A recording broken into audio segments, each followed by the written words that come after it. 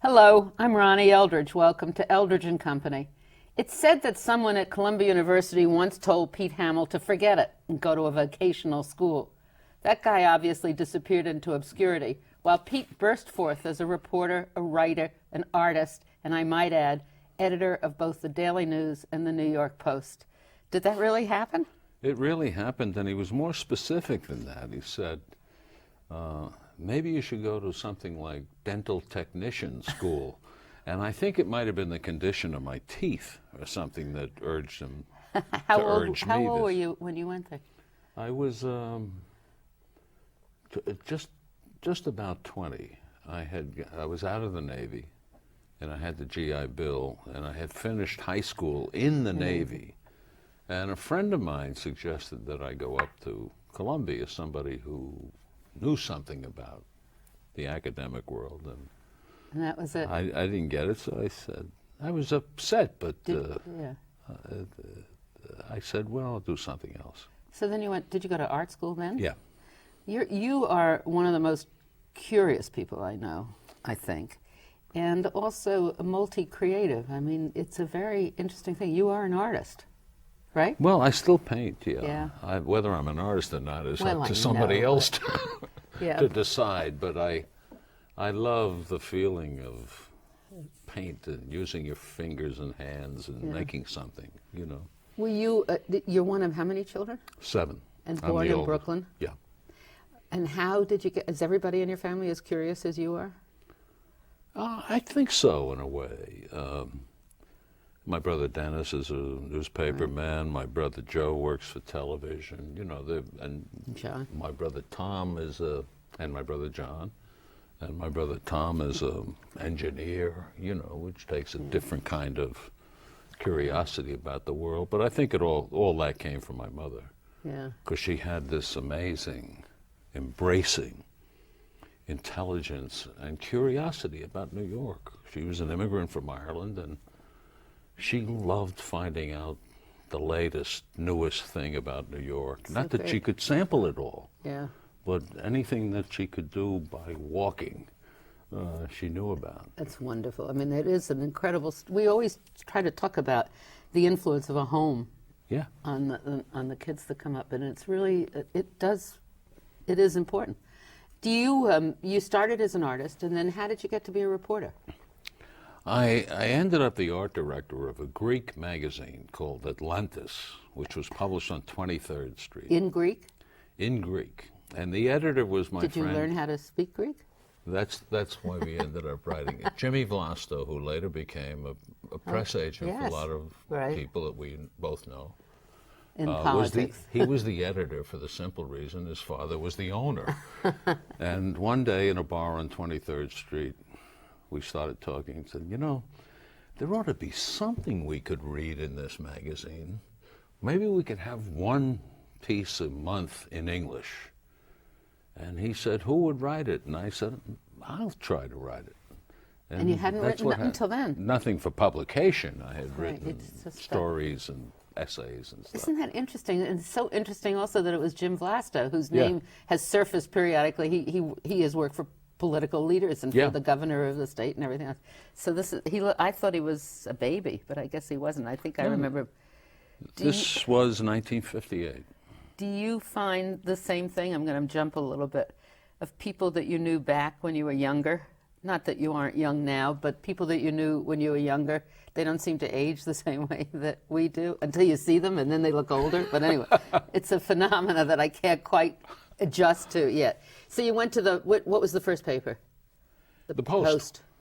You know, in 1960, I had been writing letters to the editor, who was a fellow named Jimmy Wexler, who was a very, very good, well, right? Very good guy, and obviously changed my life in many ways. And he was publishing these letters every once in a while. And finally, he sent me a letter back saying, "Have you ever thought about becoming a newspaper man?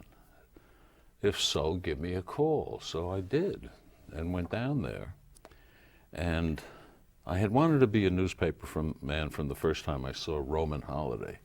with Gregory Peck. Why? Why? You know, Because of Audrey Hepburn, or because of all those, just the all of the excitement? above. He had a great apartment. He Right. rode around all the time with Eddie Albert Right. on a That's Vespa. so much fun. He never worked. Right. You never saw him right. writing a sentence, and he had Audrey Hepburn too. And I said, "Boy, look at that." So I went down there, and he said,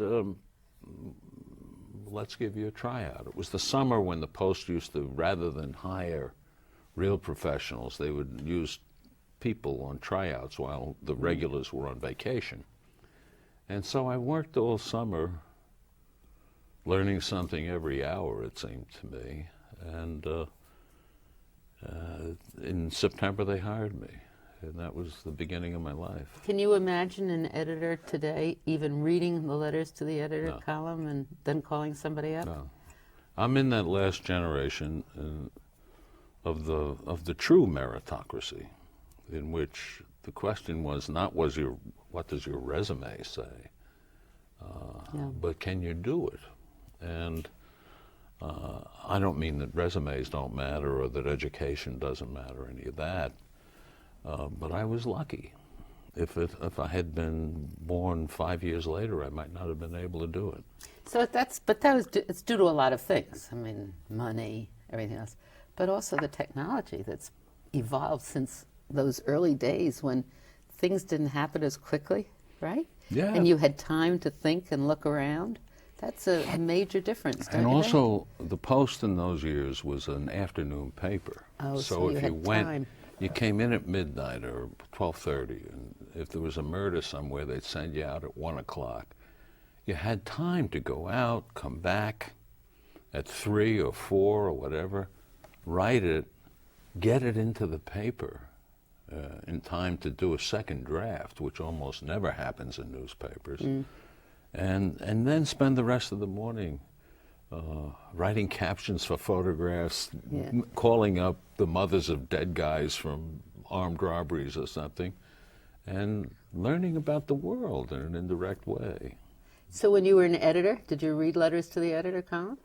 No, because by then it was much more Segmented, departmentalized. yeah, right. You know, Right. the editor, in the case of the Post, because it was the 7th paper in circulation in a field of 7. You know, it couldn't have a staff to read the mail. You mean in the old days? Yeah, when I was Was that first when it was starting. owned by Dorothy Schiff? Yeah. And it was a liberal afternoon paper, pretty gutsy. Had some terrific people, Murray Kempton as an example. Great sports section with Leonard Coppett and later on Larry Merchant, different people there. Good professional reporters and writers. And what they did was they couldn't hire a big staff. It was too small. The margin of profit was too narrow. So they did it with style. So it was a good place to learn how to write a story, how to make it pop a little bit. Not that I thought I was such hot stuff, but there were people there who were extraordinary. Was it the only liberal paper in town?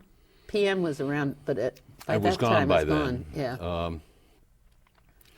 Well, if you count the Times as a liberal paper, it wasn't very liberal in my memory of it. I think it was the only one, because you had the two Hearst papers, which were never liberal. World Telegram, which was not. Wasn't right-wing or conservative or anything. Just wasn't the same as that It just then, wasn't yeah. it wasn't Dolly. It Right. wasn't fighting McCarthy. Right. It wasn't, Right. you know, those kinds of things which were I made you remember proud to be there. it's interesting because the CUNY Graduate Center has an exhibit now of what happened in the colleges during the McCarthy era. It's really a little earlier. And the hysteria. And I remember some friends of my parents being called before the McCarthy committee, and they called Jimmy Wexler for advice on what to do. It's an interesting Because the same era went after the newspapers. Yeah, right. I mean, a couple of people I knew from the Brooklyn Eagle Oh, that were was called they in were really in for trouble. running. And I always had this vision of Stalin sitting in the Kremlin saying, the way to conquer them is through the Brooklyn Eagle, and bringing in bringing all some these night rewrite man who was menacing going people. to destroy capitalism by. Right. There were some really people who were really persecuted for having been at the Brooklyn Eagle. It was an outrage. I worked at CBS in that time, and we had to sign a loyalty oath. And of course, everybody signed it, and I think I had belonged to 2 of the organizations on the list, but I mean, so what? I just signed it. There were only 2 people who refused to sign it. One was a guy named John K. McCaffrey. Do you remember him? Yeah. He went to Channel 5, the Dumont station, or whatever it was then, and a young woman. In this book, your latest book called Downtown, and it's a lovely, wonderful book, you talk about Paul Sand. Yeah. And he was, what did he do? He came in after Wexler as the editor? See, Wexler was the editor of the whole paper when I first went there. But the circulation kept dropping. It went below 300,000 at one point. And so Dolly decided to move him to become editor of the editorial page and the columns and all that, which was probably smart. Right, and he wrote a column. It was and he wrote a column. And then Sam, who had been there since he was 18, came in to run the paper. And so I had the best of several possible things. I had Sam, who was apolitical mostly.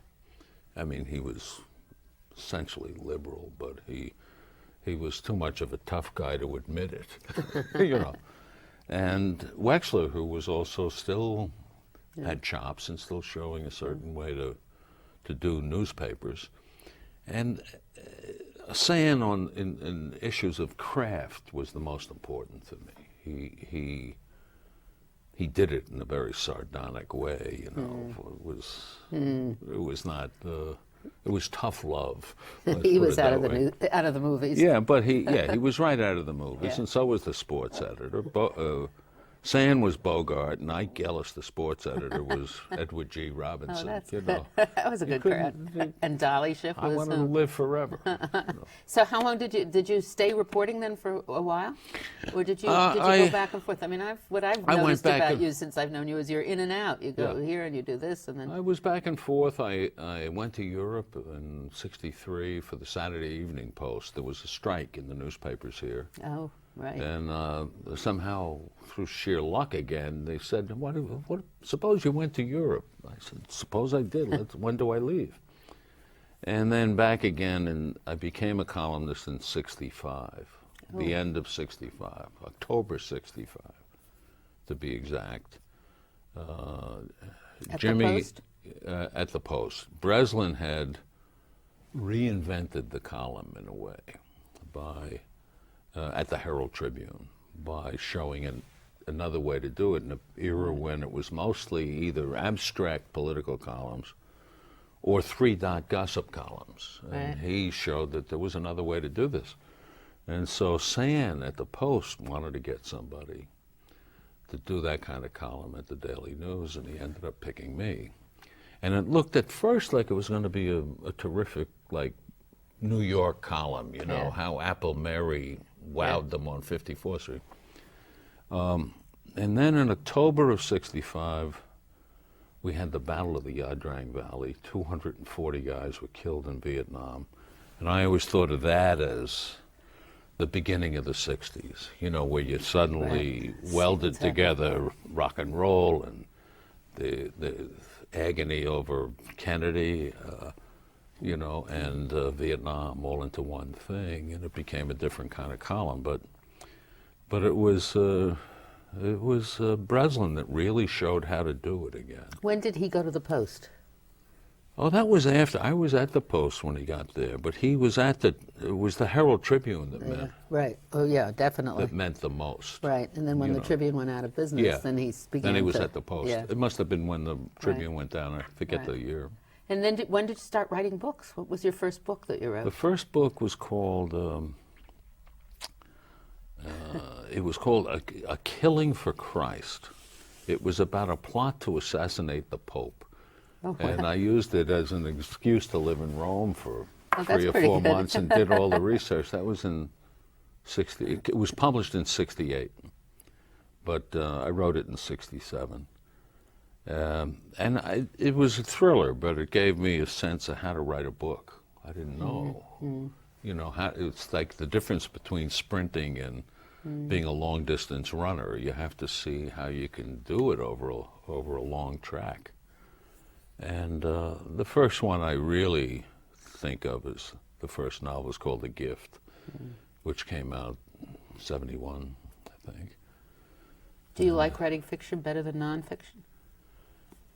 It depends. You know, I couldn't imagine myself writing a nonfiction book about Princess Di. Right. It has to be you something know, it that's has to be really got a something connection. Yeah. And I think that's the thing you have to do. You have to say to yourself, I always tell this to these young guys and young men and women in the schools, you know, don't write a book that 10 other guys can write. Don't write Princess Di, OJ, you know, that kind of thing. Think of something that you have unique credentials for and give it everything you got, you know. Particularly in nonfiction. Well, let's talk about downtown. Yeah. You were here, actually. You live downtown, and downtown you mean. Well, you've got a very nice definition of downtown. It includes all the places you love, right? Not all, but part of them. Anyway, but you lived downtown on September 11th. Oh yeah, right where we're living now. And you were right there. Yeah. Did that have an impact on your book, or? It did, yeah. I mean, and I hadn't even thought about doing this book at the time that happened. It had a lot to do with the novel I had just finished the night before. But it had to have an effect on any writer doing anything, because it was the worst calamity in the city's history, worse than the General Slocum or the fires and all that, worse than small influenza epidemic, worse than anything that ever happened. And it had, and writers being people who are sort of hardwired into the people they live among, you pick up another version of it too. It's not just your reaction to it, it's the collective in some weird way. So, yeah, it had a lot to do with it, and it made me even more cherish the things that we had once you lost a few things. And we had learned how to lose things. We lost Penn Station, we lost Ebbets Field, we lost the Polo Grounds. We know how to lose things in New York and get on with it the next day. And we did on September 12th. We got on with it, but still. You talk about New York, you don't use the word mosaic, and you don't use the word, coalition or anything. You say an alloy. And is that, why? Is that an alloy is a combination of metals? Is that? Yeah. And I think... And the people. So that 9/11 in a way also gave you that refreshed embrace of how wonderful New Yorkers are now. Yeah. I mean, there's a way, and I think in New York, there's a way to be tough without being mean. You know, there's always a mistaking of the two. Paul Sands. Yeah, any dope can be mean. You know, like any dope can pull a gun and shoot somebody. But to be tough in the way some woman on welfare is tough and raising her kids no matter what, that's tough. Yeah. That's not some blowhard toughness. That's and in my experience, the truly tough people never talk tough. That's true. They are people tough. who do talk tough. Yeah. You know, there's some hole right in the center of them Right. somewhere. Right. But the people that are tough just are tough. They don't talk about it. And I feel that way about politicians that talk tough, and there's a lot of them that talk tough I'd like to throw out the door. They talk too much. Yeah. And I think in New York, because there's such a combination of people from all over the world. I mean, the notion that New Yorkers are parochial is absurd. It's absurd. It can't be, because No other city has so many people. No, there's another way to. There's Right. another world I out know. there, It's just over the unbelievable. hill. Yeah. You know, but it took wonderful. toughness for them to get up in it's those amazing, places isn't it? and get on boats and come to some strange place. And I look at the generation that my mother and father were in, Yeah. and you can see the photographs at Ellis Island. And they're all little short people. Totally awesome. They're so tiny. These giants are all this big. And they're watching, and the women they're all beautiful because they're all 23. And they have a wariness in their faces, in their eyes, as they look at what's in front of them. Yeah, unbelievable. Because remember, going all the way back to the Irish immigrants who left Ireland without seeing Dublin. These are people who left without seeing major cities. And suddenly, that's true. They're here. This suddenly, is incredible. By the ones who came after 1880, here's this gigantic place because electricity was in and we could have skyscrapers and, you know. I think that way. I mean, today, look at the Africans who come here. Yeah. You know, what must they think the first time they come here and see this? Unbelievable. A lot of them are downtown near where I live, and I've tried to get them in to talk. Some of them can't speak English, like again, they go back to the Irish. They got here without speaking English. 100,000 of them. It's amazing. But I look at them and I say, I look at them and think of the Africans who were here 250 years ago, who were brought here as property by other people, who were sold at the foot of Wall Street and still insisted on being human. That's a thrilling story. And these guys standing around there with the Rolexes are related to them. Right. They're absolutely. You know, as we are. Yeah. So this book is filled, the other word you use is nostalgia. Yeah. Because I'm convinced that the dominant emotion in the city is nostalgia, not sentimentality, which is a fake. Yeah. And sentimentality is about a lie. But because the velocity of change is so amazing, you go away for the summer, you come back, your favorite coffee shop has vanished, and there's some guy selling lingerie or something. The velocity of change is the most important reason for it, but also the presence, again, of those immigrants, because all those people we're talking about, they left behind the country where they were 12. But is nostalgia something you don't feel until you're a certain age or experience? No, because I think if you left Sicily when you were 15, you're going to miss it all the time you're gone. You know, maybe it would get worse as you get older, more powerful, some sense that you can't, again, run in those fields in the summer.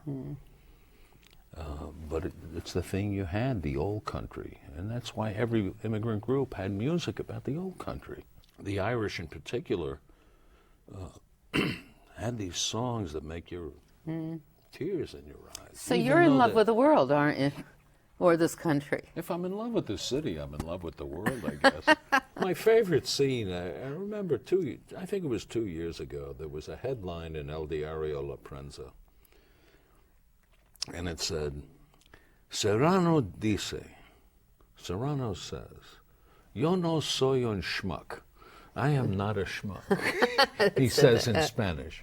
So we get these two languages in the headline, and that's what I mean by the alloy. Yeah. The word schmuck has become an English word, you know, coming all the way from... Right. We have 3 minutes left in this conversation. So what you've done in this book is you've walked around, because you do a lot of walking, to some of your favorite places and think back and then in the current and talk about how it all came together. And it's a lovely book. I just want to give you a plug for your book so people should read it. All right? But you also spend a lot of time in Mexico. I do. And you're back and forth. What are you working on now? A novel, another novel. Do you take any time off between? Is work your life? Is that the other virtue that you see in life? No, I don't believe in taking time. We don't have so much time, right? I'm one of those people that loves doing what well, you're so lucky, what I aren't do you? for a living, you know, and it's, so I don't feel bad. But I do remember when I was a kid in the Navy, going into a bar in Alabama. I was in stationed in Pensacola, and there was a sign behind the bar that said, "We doze but never close." And I thought, that's a good one. I could live a life according to that. No matter how much talent I have, it might be very small. If I worked hard, I could get the most out of that talent. if I just kept working. So Is there I any love working. one experience you had in your lifetime that stands out above others? As a reporter, you mean? Yeah, Or? generally, in part of the writing, the reporting. The story that was the worst was Kennedy getting assassinated. Were you there? I was, yeah. I was from here to that camera. And the one that was the most extraordinary was the collapse of communism in Prague in 1989, where all these hippies, you know, laughed these dopes out of existence. They didn't fire a shot. They didn't have to it's so kill amazing, isn't it? anybody. And they did it with jokes, and they did And it that with is laughter. that's that moment of consciousness when you realize this is nonsense. Yeah. It's the same as the exhibit here, the McCarthy era. How did that last so long? Exactly. Yeah. Exactly. Yeah. Among us. How did Right. it last even a day with It's unbelievable. people who laugh at everything in some ironical way? So in 30 seconds, what do we learn from all of that? Be patient. Use your common Yeah, sense. it'll get better. It does, doesn't it? It There's does. definitely an ebb and flow, and times don't get that bad that it's never going to bounce back. That's if why I they feel get it. about, in this book, I couldn't have written it when I was 30. Right, You have to see the cycles. right. Rise and fall, ebb and flow. Well, that's what I asked you about nostalgia, if that isn't related to age in a way, because it's certainly wisdom. You Yeah. have to be wise to understand the proportion that something, of emotion, that something should take. And what was truly valuable, you know? Yeah, Not, exactly. Not what some arbiter of taste Yeah. tells you was the most Right. important thing. Maybe it was something else. Yeah. Something that really still gets you. Well, thank you, Pete Hamill. It's been a delight talking to you. You have a wonderful life. Thank you, You've Ron. got a great talent, and you certainly have a good new book. So thank you.